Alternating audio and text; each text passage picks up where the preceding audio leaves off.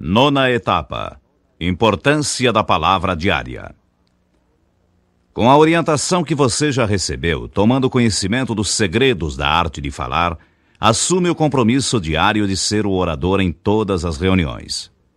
Aqui usamos a palavra orador no sentido moderno de comunicação, da pessoa que se incumbe de transmitir uma mensagem, apresentar um conferencista, fazer uma palestra, dirigir um debate, orientar um grupo de trabalho ou mesa redonda.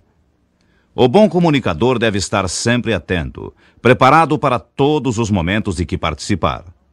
O jornal moderno é o livro do povo. Sua leitura é indispensável todas as manhãs, todas as tardes e todas as noites, porque através da imprensa nos informamos com segurança e nos colocamos em contato com a vida em sua realidade. Nulla dies sine linea. Nenhum dia sem uma linha, isto é, precisamos acrescentar diariamente algo de novo em nossa bagagem literária. Famoso orador sacro, costumava preparar seus sermões na igreja ainda fechada antes da celebração da missa dominical. Certa manhã caminhava pelo templo à procura de um tema para sua prédica, quando viu o sacristão limpando os bancos e genuflexórios no silencioso trabalho de preparação para a entrada dos fiéis. Perguntou-lhe o sacerdote: "Você faz esse trabalho todos os dias?" "Sim, todos os dias. É preciso limpá-los todas as manhãs", respondeu-lhe o humilde sacristão. Impressionou-se o pároco com a resposta e encontrou nela o tema de seu sermão. A vida é uma dádiva diária de Deus. Importância da leitura cotidiana. O orador, o homem responsável pela palavra escrita e falada, precisa ler diariamente e anotar um pensamento expressivo para transmitir a fim de entreter, informar e convencer. Em Rui Barbosa, por exemplo, uma das maiores inteligências do Brasil, encontramos este pensamento.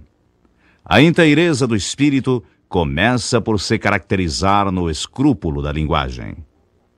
Autor da réplica, ele, Rui, usou escrúpulo da linguagem na acepção de uso rigoroso e exato da linguagem absolutamente correta, que revela a inteireza ou retidão do espírito.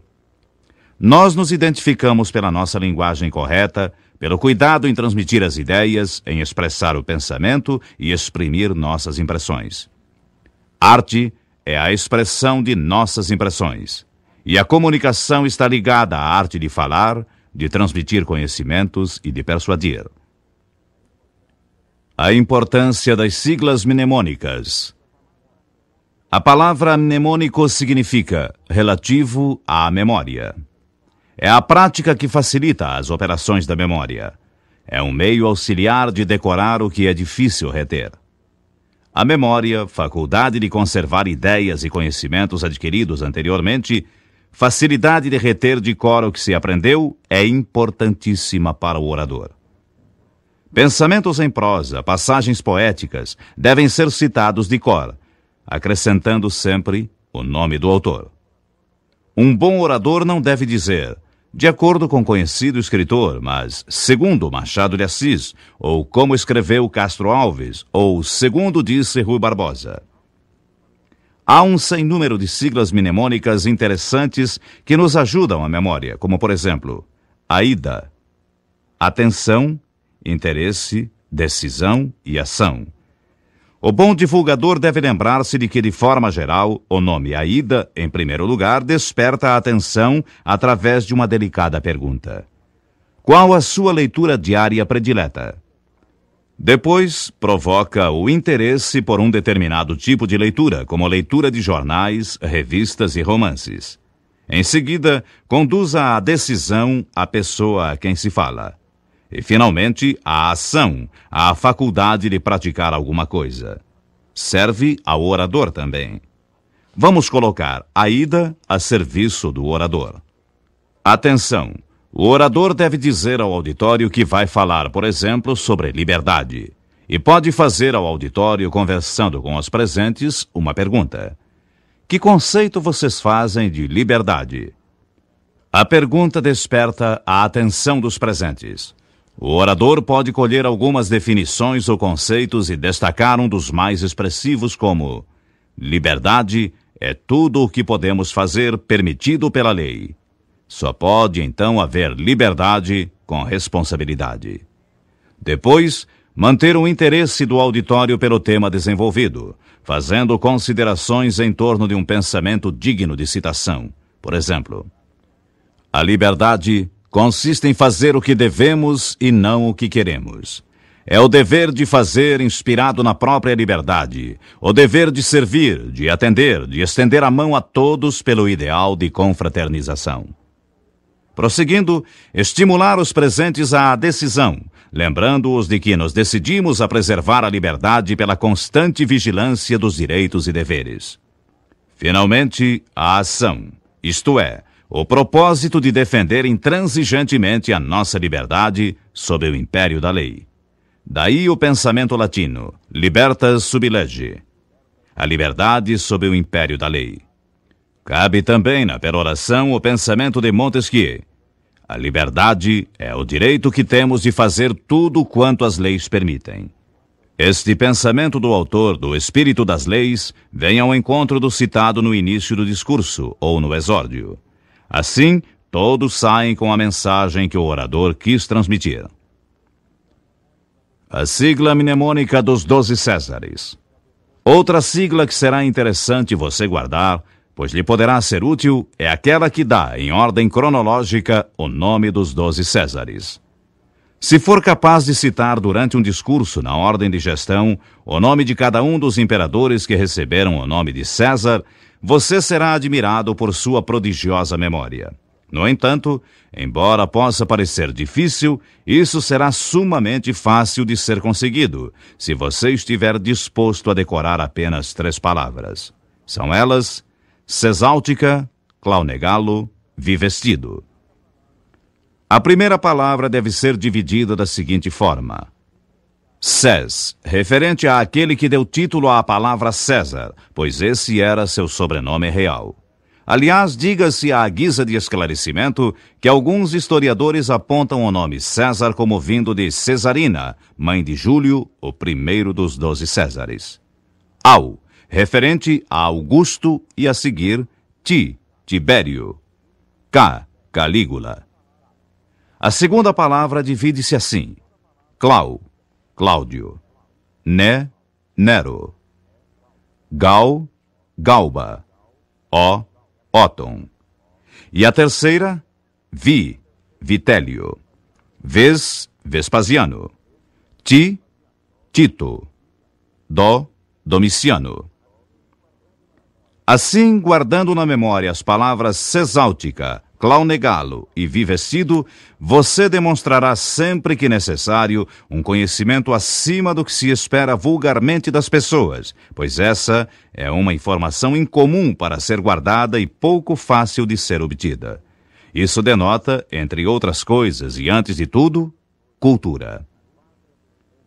A quadra dos meses do ano.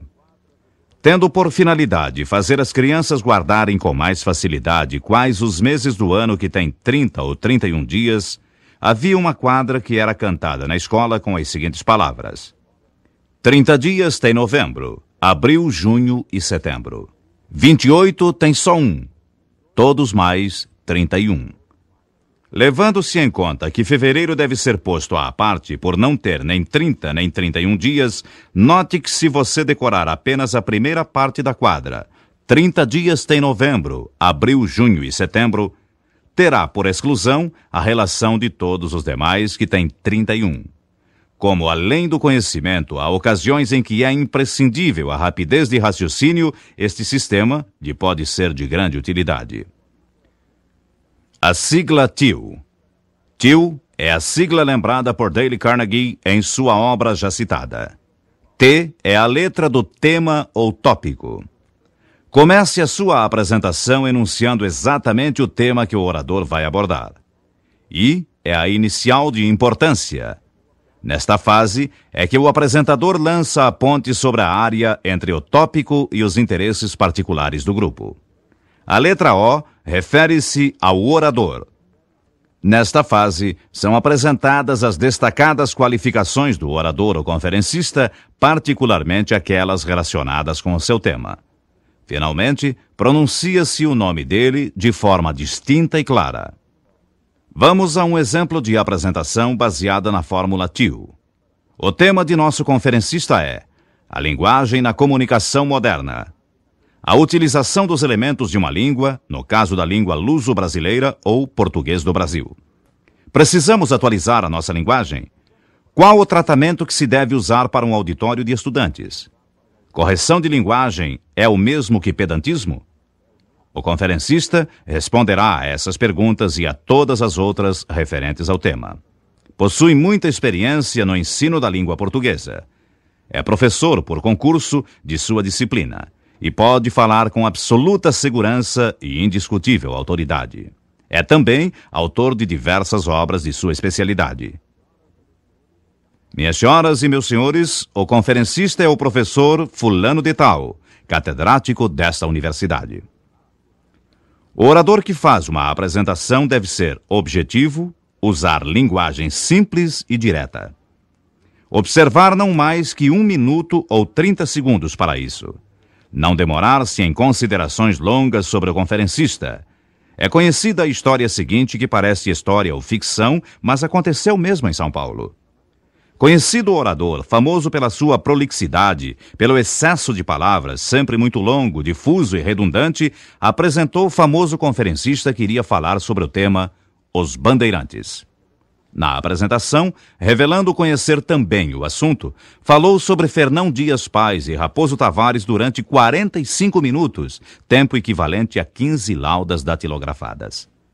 Levantando-se o conferencista, agradeceu ao orador que o apresentou e que teve a bondade de falar em seu lugar, porque era seu desejo falar os 45 minutos, tomados pelo verborrágico tribuno. Pedro Bloch, em Você Quer Falar Melhor, comenta a respeito do chinês que acordou e viu uma bela lua. Ficou tão radiante com aquilo que quis encontrar alguém para partilhar daquele momento feliz. Foi procurar um amigo e ambos saíram pela cidade deserta, encantados com o luar, deslumbrados com a noite. De repente, um deles observa: engraçado, eu estava pensando agora que luares como esse aí existem quase todas as noites. Que esta alegria está disponível para todo mundo. Por que é que ninguém se ocupa das alegrias que podem ser colhidas por todos como frutos maduros? Por que, em vez de nos queixarmos das pequenas desditas do cotidiano, não paramos e observamos todas as 1000 luas que estão girando permanentemente em torno de nós? Um discurso deveria ser assim, conclui Pedro Bloch. A gente pega do auditório e, em qualquer assunto, lhe pode mostrar as 1000 luas que giram em torno de todos e que tanta gente se recusa a ver. Como apresentar com entusiasmo? O discurso de apresentação, embora sucinto, deve ser feito com entusiasmo, com fervor, com muita alma, com arrebatamento, com intensa vibração. É a preparação do auditório para a palestra ou conferência a que vai assistir. Conte um fato passado com o conferencista, se possível. Se for de outra cidade, destaque seu grande amor à cidade que o recebe de braços abertos. Ainda, a respeito da cidade visitada, seu nome pode ser de origem tupi. Assim sendo, procure conhecer seu significado. Para isso, consulte ao final deste curso o vocabulário resumido de algumas palavras da língua dos primeiros habitantes de nossa terra, citando-o depois em seu discurso. Revele-se um entusiasta do orador que falará em seguida, mostrando sua profunda admiração. Eloquência, a arte de convencer, não existe sem entusiasmo que é sempre contagiante. Outro exemplo de apresentação.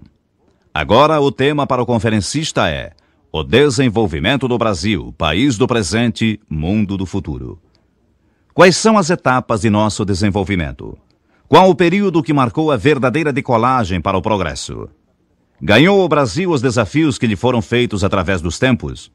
Sua produção agrícola, que o coloca em destaque no mundo atualmente, é resultado da operosidade do brasileiro?